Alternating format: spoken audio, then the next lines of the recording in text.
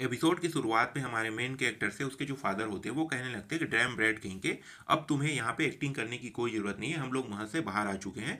तभी हमारा main character हंसते हुए कहने लगता है, डैड मैं ऐसा नहीं कर सकता, मैं इसे कंटिन्यू करते रहूँगा क्योंकि यहाँ पे एम्परर के स्पाई भी हो सकते हैं और हमारे ऊपर नज़र रखे भी होंगे। कह के हमारे मेन कैरेक्टर जो है अपने डैड को बताने लगता है। तभी इसके जो डैड होते हैं वो हमारे मेन कैरेक्टर से कहने लगता है कि अगर मैं यहाँ पे तुम्हें दो हिस्सों में काट भी दूँ ना तो कोई देखने वाला नहीं होगा।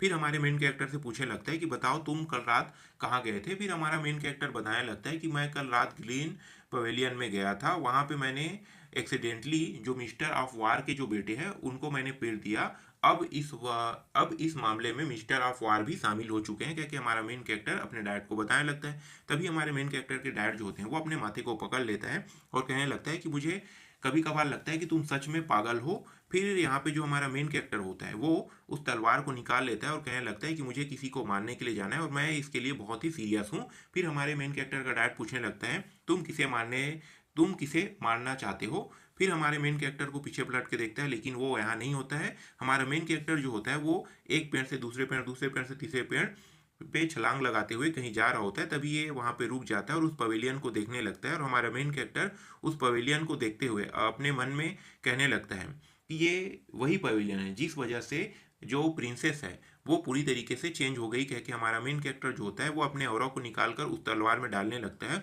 और उस तलवार को जोर से थ्रो करके फेंक देता है और कहने लगता है मरो अब, कह के उसे फेंक देता है। तभी दिखाया जाता है उस तलवार को जो तेज रफ्तार से उस पवेलियन की ओर जा रहा होता है और उस पवेलियन में जाने के बाद धड़ांग से ब्लास्ट कर देता है, जिस वजह से वहाँ पे पूरा आग ही आग हो जाता है। तभी हमारा मेन कैरेक्टर कहता है कि अब मुझे यहाँ से चले जाना चाहिए, अगर मैं यहाँ पे और थोड़ी देर रुकता हूँ तो सैनिक आ जाएंगे और वो मुझे सेंस कर लेगा। कह के हमारा मेन कैरेक्टर अपने मन में कहने लगता है। तभी हमारा मेन कैरेक्टर जो होता है वो आगे कहने लगता है कि मुझे त्यान याजी से यही उम्मीद था, मुझे लगा था कि वो मर गया लेकिन अभी तक वो मरा नहीं है।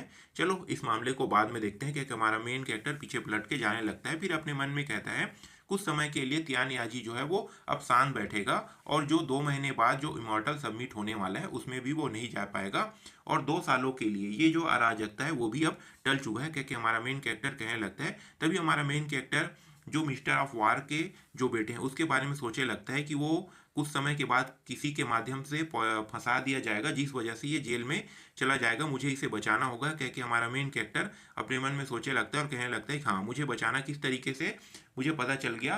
कह के हमारा मेन कैरेक्टर कहने लगता है कि अब मुझे उसे किडनैप कर लेना होगा जिससे वो आसानी से सेफली बच जाएगा। कह के हमारा मेन कैरेक्टर जो होता है वो अपने मन में कहने लगता है। तभी सीन चेंज हो जाता है। इस सीन में यांगिंग पैलेस का सीन दिखाया जाता है जहाँ पे नौकरानी जो होती है वो खड़ी हुई होती है और अपने मन में कुछ सोच रही होती है। उसी वक्त इसका जो भाई होता है वो इसके पैरों पर आकर गिरता है और अपनी बहन से कहने लगता है कि सिस्टर मेरा रिवेंज लेने में मेरी मदद आपको करनी होगी।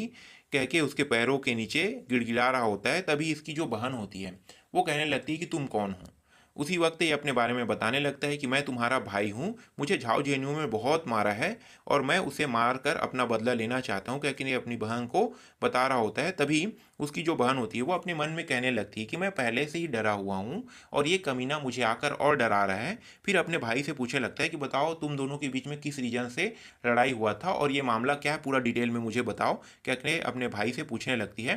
तभी इसका जो भाई होता है वो डरते डरते बताने लगता है कि मैं कोठे में गया था और उस कोठे में मैं किसी के साथ प्राइवेट डिस्कशन कर रहा था। हम दोनों के जो प्राइवेट डिस्कशन है उसे जो झाओ झेन्यू है उन्होंने सुन लिया, इस वजह से हम दोनों के बीच में जो लड़ाई है वो शुरू हो गई। कह के ये अपने बहन को बताने लगता है।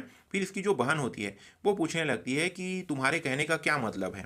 फिर एक डिब्बे को निकालता है और उसे अपनी बहन को दिखाने लगता है। फिर इसकी जो बहन होती है वो इस डिब्बे को ले लेती है और उसी समय इस डिब्बे को देखते हुए अपने मन में कहने लगती है कि ये तो पॉइजन इंसेक्ट है, इसे मैं इस महल में बहुत ही सीक्रेटली तरीके से पाल रही थी, लेकिन ये जो प्रिंसेस है उन्होंने मुझे सेंस कर लिया इसे पालते हुए, जिस वजह से मैं अभी उसके ऑर्डर को मानती हूँ और उसकी मैं एक नौकरानी बन चुकी हूँ। अगर ये बात राजा को पता चला तब राजा जो है वो मुझे वहीं पे इसी समय ऑन द स्पॉट मरवा देगा। क्योंकि ये सारी बातें जो है अपने मन में सोच रही होती है।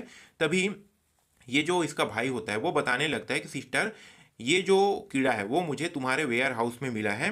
तो उसी समय इसकी जो बहन होती है वो कहने लगती है कि तुम नॉनसेंस बातें मत करो, सच सच बताओ ये तुम्हें कहाँ से मिला।